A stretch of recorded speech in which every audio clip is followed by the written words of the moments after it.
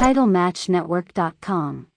Now, when you came into the WWF, it was right before Survivor Series when Bret was leaving, so there was all that stuff going on with him and Shawn. And you're a Hart guy, you know. You come in from Calgary. What was the dynamic like in the locker room with Shawn and Bret? Leading up to that evening, I think everything was okay. Yeah. I don't know how Bret really expected to leave WWF as a champion and go to another league. I don't get that. If you are a businessman in that type of business like you say you are, then you know what has to be done, and that's not going to cut it. Yeah. So, and Vince is pretty sharp to pull something over on. So, I'm sure he, had things worked out that night. People to this day still don't know if Shawn had anything to do with it or not. He says he did. He says now he's done interviews where he said, "Yeah, I was in on it." Yeah.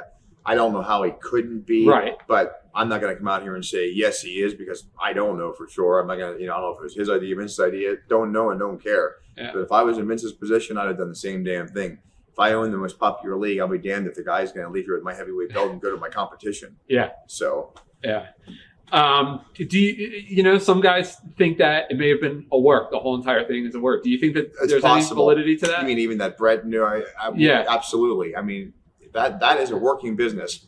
Bret's a hell of a worker, and Shawn's a hell of a worker, and Vince is a hell of a worker. Yeah. So when you got those three minds together, it could be anything. Yeah.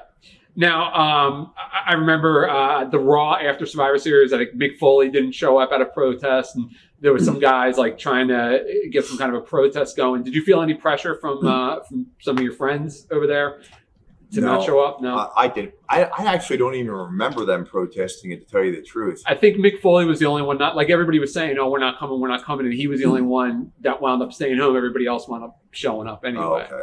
Yeah, because I didn't even recall that. But like I said, if you're the businessman and you look at that situation, you can't hold that against the office for doing that. It doesn't make any sense. Yeah. What are your thoughts on Triple H? I mean, Hunter's all right. A lot of guys, used to say things about him because they thought he was just,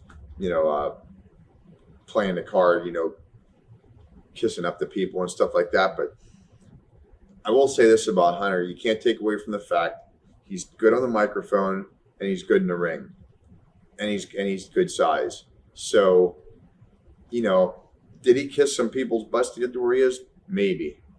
What did he have to? I don't really think so. I think some of the guys got mad because I think some guys felt that their positions were jeopardized because he was helping to keep them down a little bit. I think that's kind of what you're insinuating. That's what some guys have said. On the right. interviews. Is it possible? Sure. Would he be the only one? No. If there were other guys that were in the top spots doing that, I mean, maybe it did go on. But I don't think he needed to do some of the things he did, because I think he was big enough, good enough on the mic, and had enough psychology in the ring to pull it off regardless. Yeah. I mean, because he is pretty good in the ring. I'll give him that. TitleMatchNetwork.com.